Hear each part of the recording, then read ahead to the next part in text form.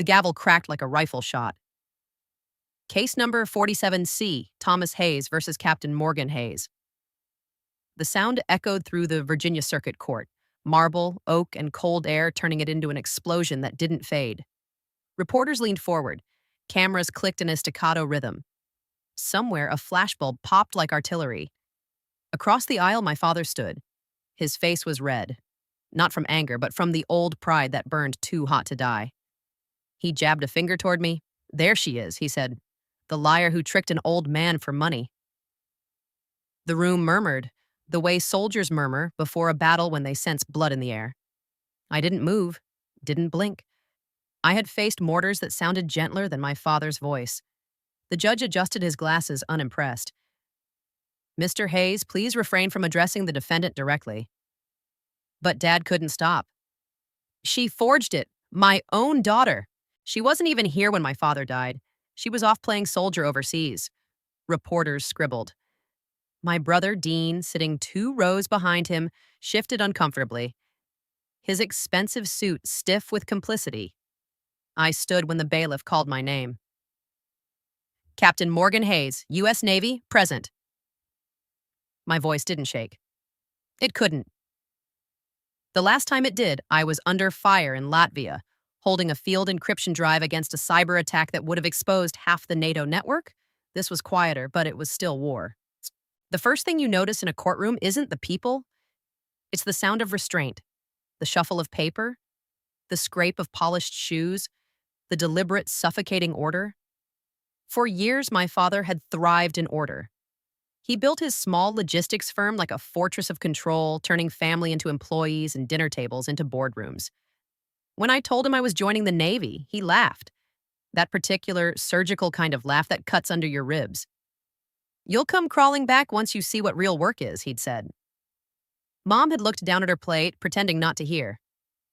Dean smirked, and Grandpa Harold just shook his head. Grandpa was the only one who'd ever looked at me and seen steadiness instead of rebellion. When he died, I was deployed in Brussels, coordinating cyber intelligence handoffs with the German command. I didn't make the funeral, but I made the will. Because he left it to me, why? Every acre, every letter, every symbol of the name Hayes. For living by the code I couldn't teach my son. Now that code had dragged me here, dressed in blues instead of battle fatigues. The courtroom smelled faintly of lemon oil and tension. The press row was packed, every headline already written before the verdict. Navy officer sued by her own father. The bailiff read the complaint. Fraudulent execution of will, elder manipulation, financial deception. Each word landed like ordnance. My father leaned back in his chair, a faint smirk twisting his mouth. He'd always believed in winning by spectacle. He didn't realize that silence in the right hands can be deadlier. My attorney, Commander Ross, a retired JAG with a calmness that could silence chaos, leaned in and whispered, "Let him burn himself first. Pride talks louder than proof." I nodded. A lesson I've known since childhood. The judge turned to my father. "Mr. Hayes, please make your opening statement." He rose with theatrical precision. Every movement rehearsed, every outrage polished. "My father was a proud veteran," he began. "A man of principle, not sentiment. In his final days, he was manipulated, isolated east by my daughter. She exploited his condition to steal what wasn't hers." He turned to face the cameras deliberately. "She wears that uniform like armor, but it's just fabric. You can't forge character." The crowd murmured again. Someone gasped. I didn't react. I'd trained myself to outlast humiliation the same way I'd outlasted enemy fire. By breathing through it, not into it. When the judge gestured for my response, I stood. "Your Honor," I said evenly, "my service record and travel clearance logs confirm I was on active NATO duty during the period my father alleges this fraud occurred. Those records are available for verification." The judge nodded, taking note. "They will be reviewed." My father scoffed audibly. "She's had months to fabricate anything she wants." Ross rose, tone clipped. "Objection. Speculation, Your Honor." "Sustained," the judge said sharply. "Mr. Hayes, one more outburst and you'll be held in contempt." Dad sat down, face tight, jaw working. Dean whispered something to him, but whatever it was didn't stick. Pride never listens. It only echoes itself. When the session recessed, I stepped outside to the courthouse steps. Reporters swarmed, microphones raised like weapons. Captain Hayes, how does it feel to be sued by your own father? Did you forge your grandfather's will? Are you using your military rank to influence the court? I didn't answer any of them. Instead, I stopped, turned toward the flag flying above the courthouse, and saluted. The flashes kept going, but the questions died. Because sometimes the only response to accusation is composure, and silence when you've earned it sounds a lot like victory. That night, the house felt foreign. Grandpa's old journal sat on the kitchen table, the one I'd carried from his desk after the funeral. The leather smelled faintly of tobacco and sea air. I opened to the page I'd read 100 times before. Thomas's pride will be his curse. Morgan carries what's left of the name. My fingers traced the ink until they stopped shaking. Jake wasn't here, he was still deployed. But his last message echoed in my head. Remember who raised you right, not who raised their voice. The porch light flickered outside. I looked at it through the window, the old farmhouse quiet except for the creak of settling wood. Tomorrow I'd walk back into that courtroom. Tomorrow I'd let my father's words build the stage, and then I'd let truth light it on fire. The next morning, he came armed with proof.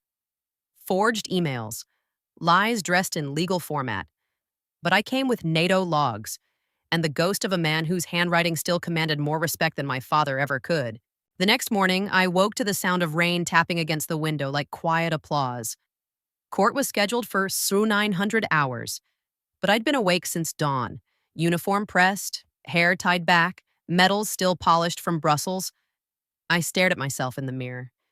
The blues looked sharp, almost defiant, but I could still see the faintest reflection of a younger girl, sitting at that same kitchen table, shrinking under her father's words. Your brother closes deals, you just close doors. He'd said that the day I shipped out for officer training. I'd smiled through it, packed my duffel, and told myself that distance would turn his contempt into silence. But silence had only given it room to grow. When I arrived at the courthouse, the lobby smelled of paper and coffee, bureaucratic perfume. Dean was already there, scrolling through his phone, dressed like success. Slick suit, zero soul. He looked up, fake smile in place. Morning, Captain. He said the title like a joke, like the word captain was just something I'd borrowed from people who'd done the real work. I nodded, brushing past. Mornin', Dean. He leaned closer. You could have avoided all this if you'd just let Dad handle the estate. Funny, I said. I thought Grandpa already handled it. Dean's smile tightened. Don't get noble now, sis. Nobody's buying it. I didn't respond. I'd learned that some wars aren't fought to win. They're fought to outlast. The bailiff called us in. Dad sat at the plaintiff's table, posture immaculate, the same way he'd looked at Sunday dinners when everyone had to sit up straight to earn his approval. Even now he looked like the CEO of our family, as if this courtroom was just another board meeting he planned to dominate. When the judge entered, everyone stood. Dad rose last, slower, deliberate. He always liked to be the final movement in the room. The opposing counsel started with a calm, practiced venom. Your Honor, we will show that Captain Hayes manipulated her elderly grandfather into altering his will during her brief return home in 2019, despite her official duty assignments suggesting otherwise. I kept my hands folded on the table, eyes forward. Ross leaned toward me. Remember, they need drama. You need evidence. I've been trained for worse theaters, I murmured. The lawyer called his first witness, Dean. Dean took the stand, eyes flicking toward Dad for approval. He spoke smoothly, like someone auditioning for a role he'd been rehearsing his whole life. She and Grandpa were close, yes, but she knew how to persuade him. He was sentimental, vulnerable. She used that. The lawyer smiled. Used it how? She made him feel guilty for how he raised Dad, said the family legacy was being wasted. I clenched my jaw. That never happened. But truth in court isn't just about facts. It's about how lies sound when told with confidence. When my turn came to cross-examine, Ross gave me a nod. I stood, walked to the center, and faced my brother. Dean, I said evenly, You said I was home when Grandpa signed the will. Do you remember what day that was? He hesitated. Mid-July. I looked at the judge. Permission to submit Exhibit C. Ross handed me the NATO logbook, the biometric access record from Brussels HQ. Your Honor, I said, on July 14th, 2019, I was logged inside a secure compound at 0400 hours. Access to that base required two-factor military clearance. These records are verified by both U.S. and Allied authorities. The judge examined it. The room shifted. Dean fidgeted. Maybe it was earlier then. Or maybe, I said quietly, you remember what you were told to remember.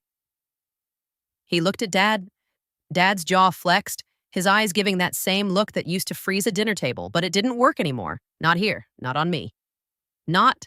When recess was called, I went outside for air. Rain had turned into mist, soft and cold.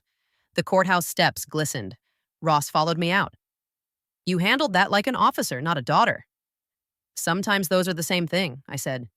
He studied me for a moment. You ever wish you could just shout? Tell him what he's done to you? I shook my head. Shouting would make him think he still controls the volume. Ross smiled faintly. Then keep whispering with facts. After lunch, I sat alone at the defense table while the clerk arranged files. The courtroom was mostly empty. That's when I noticed it. The framed photo on my briefcase. Grandpa Harold, standing on a naval pier, hat in hand, smile crooked from sun damage. He used to tell me, honor's not loud, kiddo. It's steady. I could almost hear his voice now, steady as surf. And for a moment, I let myself imagine he was in the back row, watching. Not disappointed, just waiting to see if I remembered who I was. Then the plaintiff's lawyer returned with new evidence. He held up printed emails. Your Honor, these suggest Captain Hayes corresponded with the decedent's attorney about altering the will. The judge frowned. These are copies? Yes, authenticated by Mr. Hayes. Dad smiled, that familiar, smug tilt of victory. Ross leaned toward me. They're going for forged digital evidence. Classic distraction. Let them, I said. The NATO data logs can disprove every timestamp. But my father didn't know that yet. He thought he was still running this family like a business deal. When the judge adjourned for the day, Dad approached me in the aisle. He leaned close enough for the reporters to see, but not hear. You think your medals make you untouchable? He whispered. You think the world cares about your code? The world remembers power, not purity. I looked up at him, meeting his eyes. Same shade as mine, only colder. I don't need the world to remember, I said. Just you. He blinked, confused. Not by my defiance, but by the calm behind it. It was the calm he could never break. The calm he'd spent a lifetime trying to destroy. As I left the courthouse, the rain had stopped. The flag over the entrance caught a faint wind, rippling once, then settling. I paused to look up at it, hand instinctively touching the ring that hung from my chain. Grandpa's navy ring. Cold metal, steady weight. Ross caught up beside me. You all right? I'm fine, I said. Tomorrow's when it breaks. The case? No, I said quietly. The man. The following day, he walked in certain he'd already won. But when the witness list changed, and a man in a navy blazer entered the room, my father's war turned into surrender. The next morning, sunlight struck the courthouse windows like it was trying to burn the place clean. By the time I walked through the metal detector, I already knew. Today was the day it would all turn. Ross greeted me at the bench, his tie slightly askew, eyes alert. Morning, Captain. The prosecutors rattled. They didn't expect you to hold up this long. I gave a thin smile. They're mistaking patience for weakness. My father taught me that trick. I meant it. Thomas Hayes had trained me for every battle but this one. He'd taught me to hold my posture when he barked insults, to keep my tone even when he turned family dinner into interrogation. All those lessons, meant to make me obedient, had only built armor. The bailiff called the court to order. The judge entered. Reporters rustled. My father stood, already puffed with confidence. His lawyer approached the bench with new exhibits. The emails. Your Honor, we'd like to submit verified correspondence proving undue influence over the decedent. The judge raised a brow. Verified how? The attorney smiled, oily. Time-stamped, IP traced, and recovered from the decedent's home computer. Ross stood. Defense requests immediate review of metadata. Denied, the attorney said quickly. The files are sealed. Then they're worthless, Ross replied, unless Mr. Hayes is now qualified in digital forensics. A few quiet laughs rippled through the press row. The judge leaned forward. Show your proof or sit down. The attorney hesitated. Dad whispered something sharply. They slid a folder across. The judge scanned it, then frowned. These logs indicate the sender used an address registered to M. Hayes's, but the IP resolves to a corporate server belonging to Hayes Logistics. Dad blinked. That's my company. The judge turned his gaze on him. Indeed. A long pause. The sound of paper shifting was the only thing that moved. Ross's voice was smooth as a scalpel. So the only confirmed origin for these so-called emails is the plaintiff's own business network. The room murmured. Someone in the gallery gasped. My father's jaw tightened, but he didn't speak. He couldn't. Pride had no vocabulary for exposure. At that moment, the courtroom doors opened. The sound of polished shoes against tile echoed. Slow, deliberate. Every head turned. Commander Paul Green, U.S. Navy, Rhett Niekris, entered in his blazer, metals glinting in the overhead light. His gait was slow but unbroken. He carried a folder under one arm and a leather-bound notebook, my grandfather's email in the other. Ross stood. Your Honor, the defense calls Commander Green as a witness. Dad turned pale. What is this? Green reached the stand, hand raised for oath. I served with Harold Hayes for 8 years. We fought through Okinawa together. I was with him the week before he passed. The judge nodded. Proceed. Green opened the notebook. The courtroom fell silent, and the kind of silence that isn't polite but reverent. He began reading. Entry dated 3 weeks before Harold's death. Thomas thinks the Hayes name can be bought in real estate. Morgan earns it in uniform. The estate goes to her. Yes, she carries what's left of the code. Dad's attorney objected. Hearsay. Green didn't flinch. Not hearsay, counselor. That's Harold's handwriting, notarized by me. The will you're challenging, I witnessed it, signed it, and delivered it to the notary's office myself. He produced a stamped certificate, the seal crisp under the fluorescent light. The date aligns with NATO's verification logs for Captain Hayes' location. She wasn't even on U.S. soil. I exhaled once, slowly. Ross didn't need to say a word. The evidence spoke louder than argument. The judge turned toward my father. Mr. Hayes, do you have any rebuttal? Dad's lawyer stammered. We were unaware. The judge cut him off. That much is clear. Reporters scribbled like mad. The air felt charged, electric, humiliation in motion. My father rose suddenly. This is manipulation. She's twisting an old man's words. The judge slammed his gavel. Sit down, Mr. Hayes, now. He froze. For once in his life, the command didn't come from him. And he obeyed. The judge's tone softened slightly as he addressed me. Captain Hayes, I want to personally commend your restraint. Not every officer could stand silent through such accusations. I met his gaze. With respect, Your Honor, restraint is just discipline under fire. The courtroom rustled, not applause, but recognition.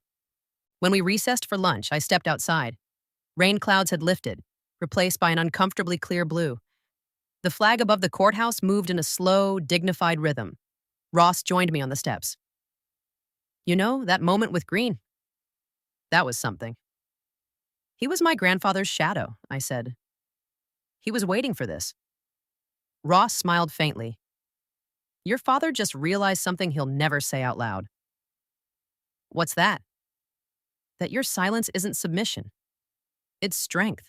Inside, the press gathered around Dad. His voice was cracking, his words tripping over themselves. They're liars, all of them. My father was senile, you'll see. But no one was listening anymore. The power had shifted. Invisibly, permanently. When I passed him in the hall, he grabbed my sleeve. His grip was cold, desperate. You think you've won, don't you? He hissed. You think this makes you noble? I looked down at his hand, then at his face. The man who once defined what I was allowed to believe about myself. I don't think anything, I said. I just stopped letting your pride do the thinking for me. He let go. Not because he wanted to, because he had nothing left to hold. That afternoon, the judge reconvened. His ruling was short and surgical.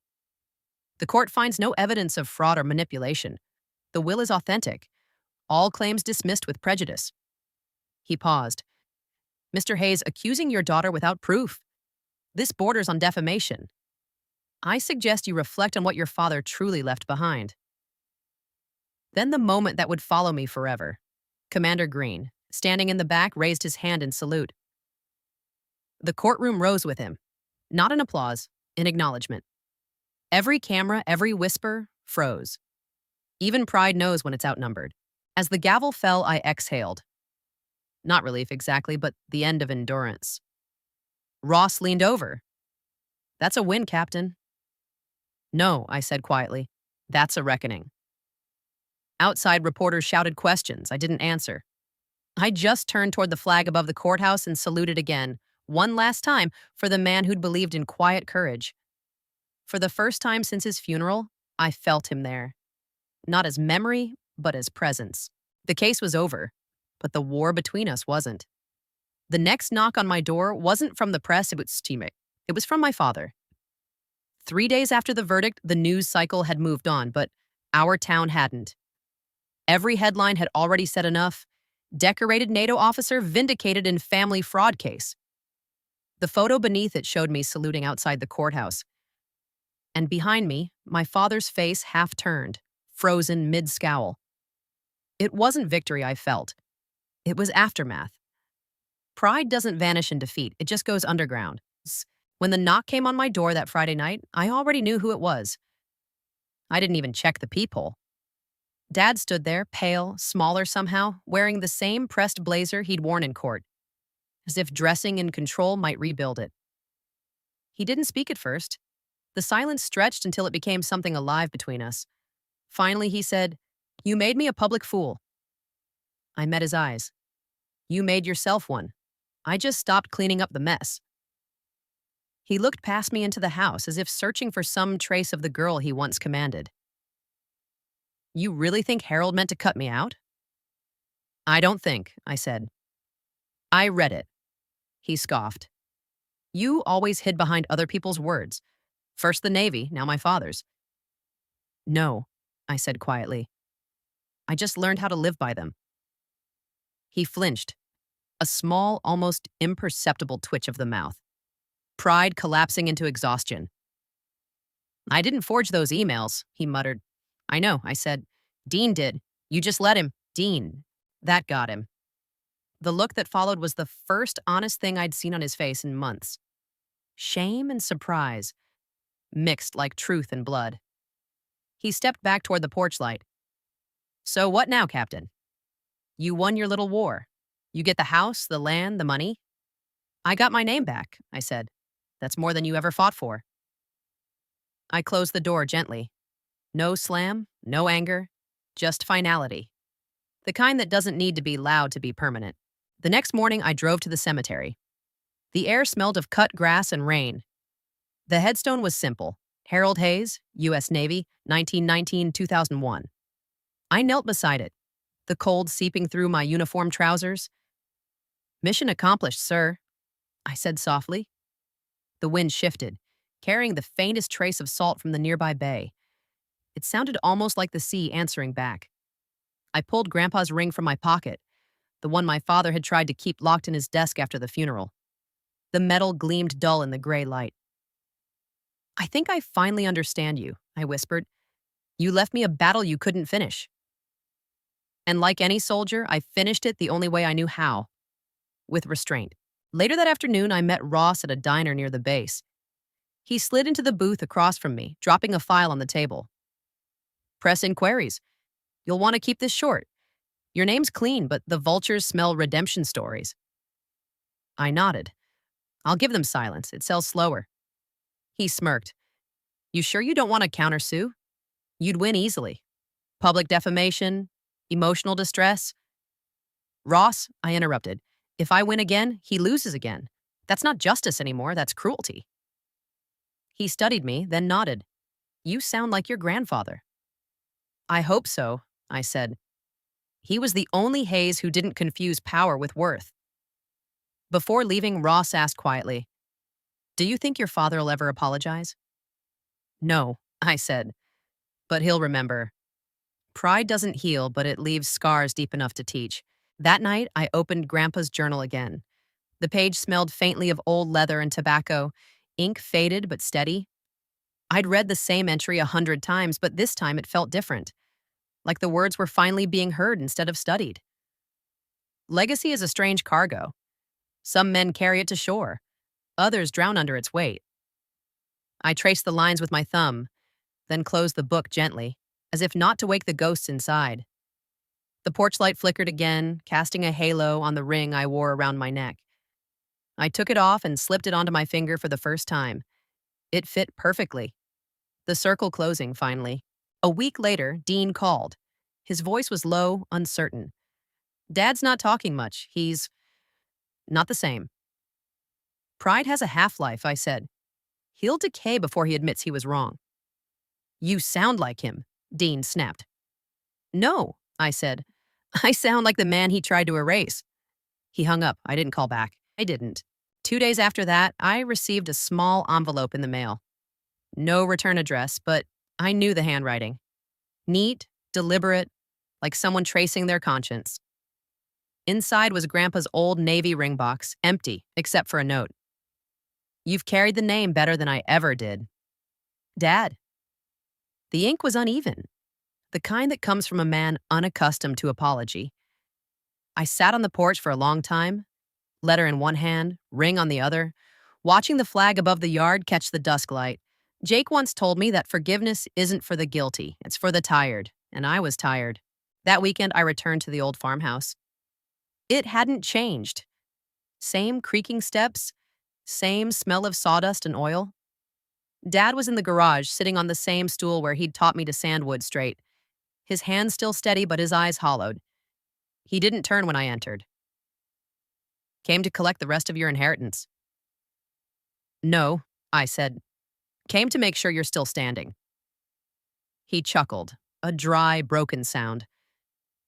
"Your grandfather used to say that when a man loses his name, the only thing left is pride. I think he was right." "He was also right about something else," I said. "What's that?" "That honor heals louder than pride." He looked at me, eyes red but clear. "You believe that?" "I do," I said. "And I think deep down, so do you." He nodded once. No defense, no denial. Just that small, trembling nod. The first truce in a lifetime war. When I left, I didn't look back.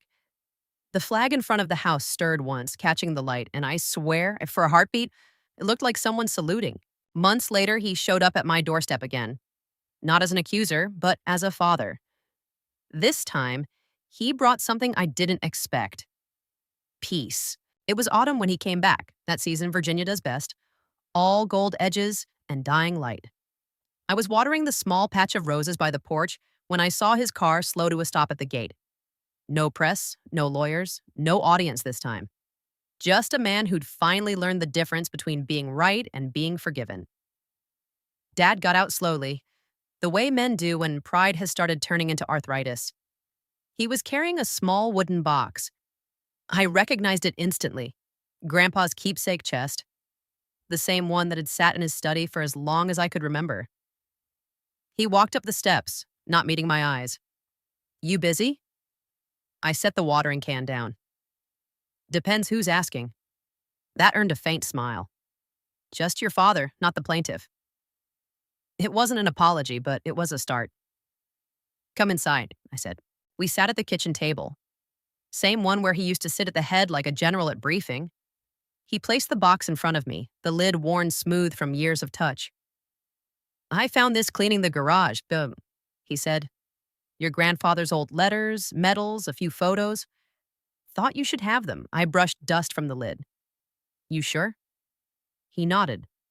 "They belong with the only one who still knows what they mean." For a moment, neither of us spoke. The air felt thick with everything we hadn't said for years. He looked around the kitchen. "You kept it simple." "I don't need much," I said. He chuckled softly. "You never did. That's what drove me crazy." I met his gaze. No, Dad. What drove you crazy was that I didn't need your permission. He didn't deny it, just stared down at his hands, rough and trembling slightly. He exhaled, voice quiet. I told myself for years that you joined the Navy just to spite me. I did, I said, smiling faintly. At first. That made him laugh. A real one this time, short and unsteady. Then why'd you stay? Because once I got there, I realized it was the only place where merit mattered more than ego. He nodded slowly, absorbing that. I tried to build something like that once. A company where no one questioned me. And I built a mirror instead. All I ever saw was myself. His words hung there, unvarnished, fragile. For the first time, they sounded like truth. He reached into his pocket and pulled out something small. A ring, dulled by years of grease and time. It was Grandpa's Navy ring, the one he'd taken after the funeral and never worn. He slid it across the table toward me. You've carried the name better than I ever did. I stared at it, then at him. Why now? He shrugged. Because I don't want to be the last Hayes who mistook ownership for honor. I picked up the ring. The metal was cold, heavy, a circle that had traveled through 3 generations and too many silences. When I slipped it on, it fit like something earned, not inherited. We sat there for a long time after that, the light through the window cutting the room in half, half warmth, half shadow. He cleared his throat. Your grandfather always said honor wasn't loud. Maybe that's why I couldn't hear it. Maybe, I said. Or maybe you were too busy talking. He smiled, faint but genuine. You get that from me. Probably, I said. But I learned when to stop. He nodded. Guess that's where the officer training comes in. No, I said softly. That's where forgiveness comes in. Later, we went out to the porch. The flag above the railing caught the late wind, snapping once, then settling.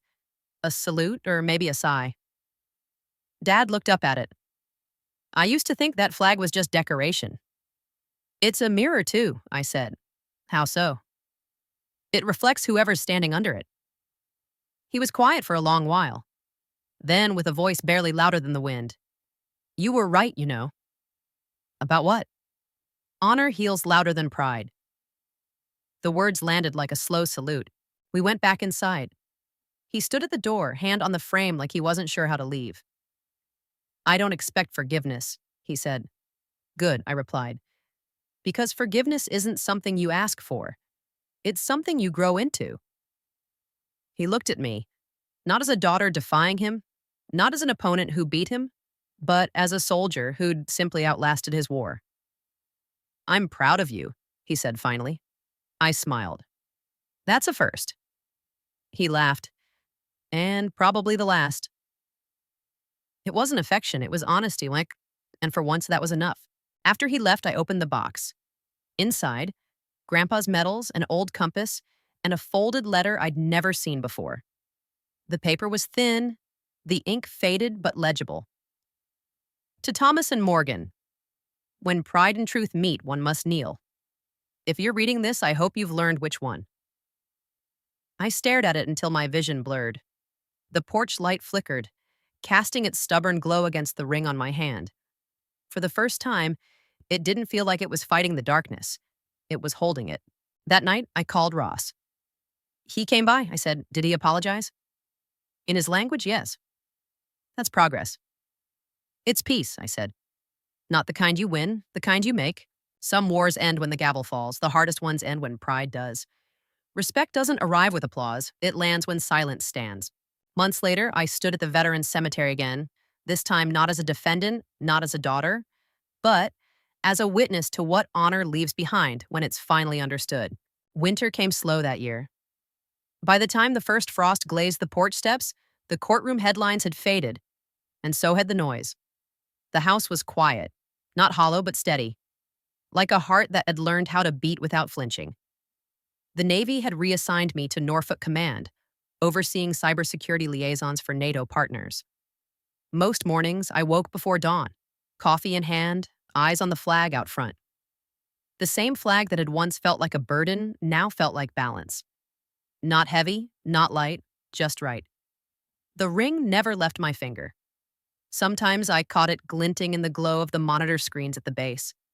That small reminder that honor doesn't retire. It just changes its uniform. It was mid-December when I got the call. Captain Hayes? The voice on the other end was soft, hesitant. Dean. Dad's in the hospital, he said. Mild heart attack. He's stable, but he keeps asking for you. For a long moment, I said nothing. Just listened to the faint hum of static, the kind that always follows bad news, like the world holding its breath. Then, I'll be there in an hour. The hospital smelled like antiseptic and old air, the scent of things meant to last but never do. When I walked into his room, he was awake, pale under the fluorescent light but lucid. He looked at me with something I hadn't seen in years, recognition without command. You came me, he said. I did. You didn't have to. I know. He smiled faintly. Still following orders. Just the right ones, I said.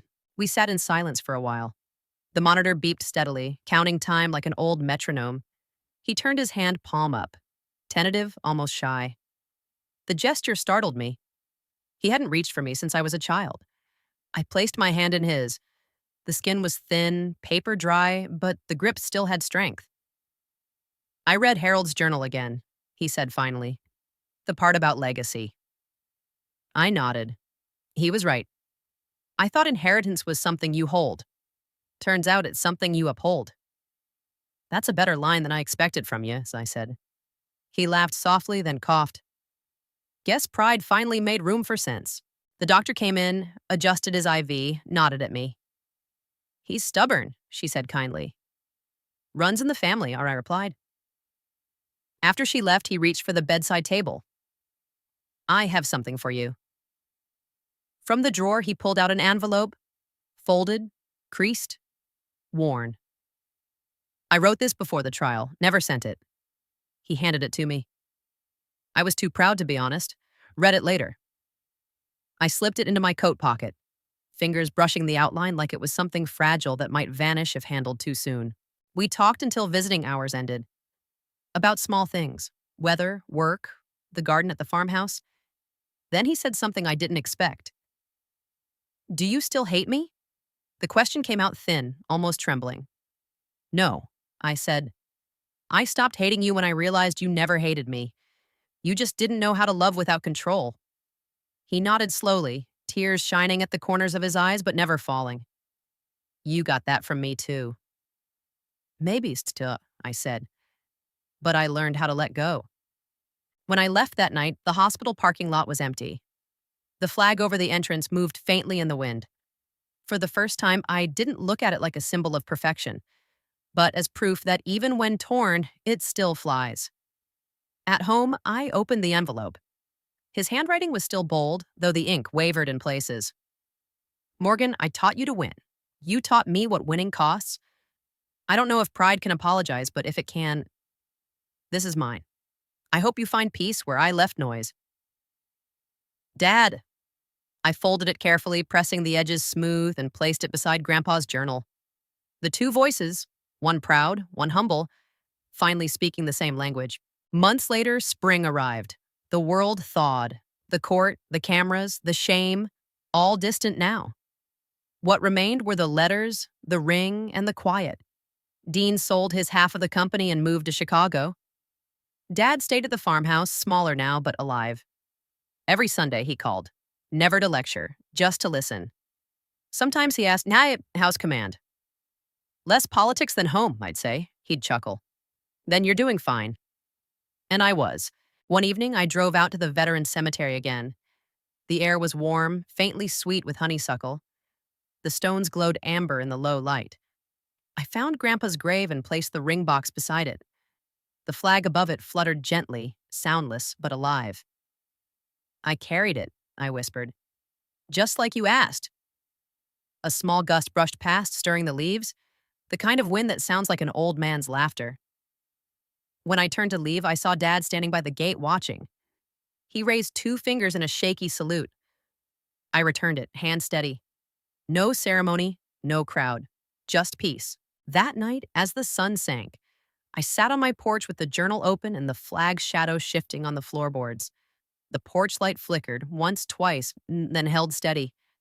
I thought about how every war I'd ever fought, on land, in court, in blood, had ended the same way, with someone choosing silence over noise. And for the first time in my life, I understood my grandfather's final lesson. Honor doesn't shout, it endures. Some wars end with surrender. The hardest end with forgiveness. Honor heals louder than pride. The screen would fade to black on the image of the flag catching the last light of day, not waving wildly, just steady, as if the world had finally earned its quiet. Some inherit land, others inherit truth. Subscribe for more stories where silence stands taller than pride. My father took me to court after NATO duty, but the judge asked for my service medal. Dad tried to disown me before the whole family. Until my NATO record changed the verdict, I faced my father and brother in court. Then, honor restored what pride destroyed. He tried to erase my military service in front of the judge. But my grandpa's salute ended it all. They called me a traitor at home. Until my NATO command proved who fought for the truth,